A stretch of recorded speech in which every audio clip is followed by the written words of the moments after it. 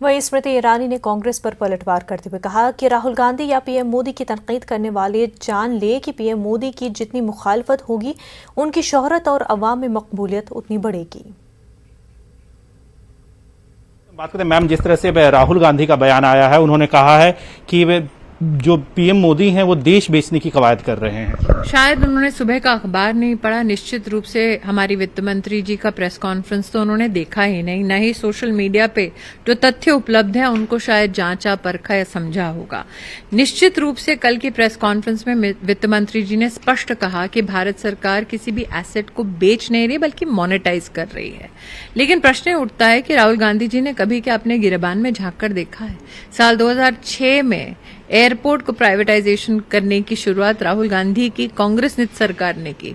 साल 2008 में railway station को मोनेटाइज करने का आरएफपी डॉक्यूमेंट कांग्रेस की सरकार ने बाहर निकाला।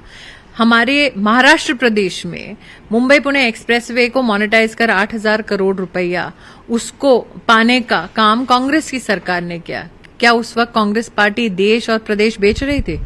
मैम, इसके साथ साथ बात करें जिस तरह से पंजाब कांग्रेस के जो अध्यक्ष है नवजोत सिंह सिद्धू, उनके सलाहकार ने जिस तरह के बयान दिए हैं, पता नहीं लगता कि देश भर में उस बयान की चर्चा है लेकिन चुप्पी साधे गांधी परिवार कांग्रेस पार्टी बैठी हुई है। लेकिन देश बेचो और देश तोड़ो ये बातें दो छोड़कर सेंट्रल लीडरशिप को कांग्रेस पार्टी में और कुछ समझ आता है? मैम, अगर हम बात करें, आपके कैबिनेट के सहयोगी हैं नारायण राणे, जिस तरह से उन्हें महाराष्ट्र में गिरफ्तार किया गया था, उनकी जन आशीर्वाद यात्रा थी और उनके बयान को लेकर के उन्हें गिरफ्तार किया गया। जन आशीर्वाद यात्रा की सफलता के बाद तिलमिलाई महाराष्ट्र की सरकार ने सभी कॉन्स्टिट्यूशनल प्रोटोकॉल्स और कानून की धज्जियां उड़ाते वक्त आज ये दुस्साहस किया है। मैं इतना ही कहना चाहूंगी कि हमारे राष्ट्रीय अध्यक्ष नड्डा जी ने स्पष्ट रूप से कहा है ये लोकतांत्रिक लड़ाई है जो लोकतांत्रिक ढंग से लड़ी जाएगी।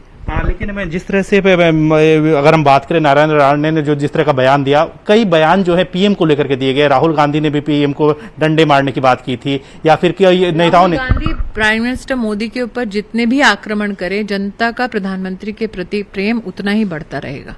ठीक है, बहुत धन्यवाद। योगेंद्र के साथ विनीत कुमार, न्यूज 18 दिल्ली।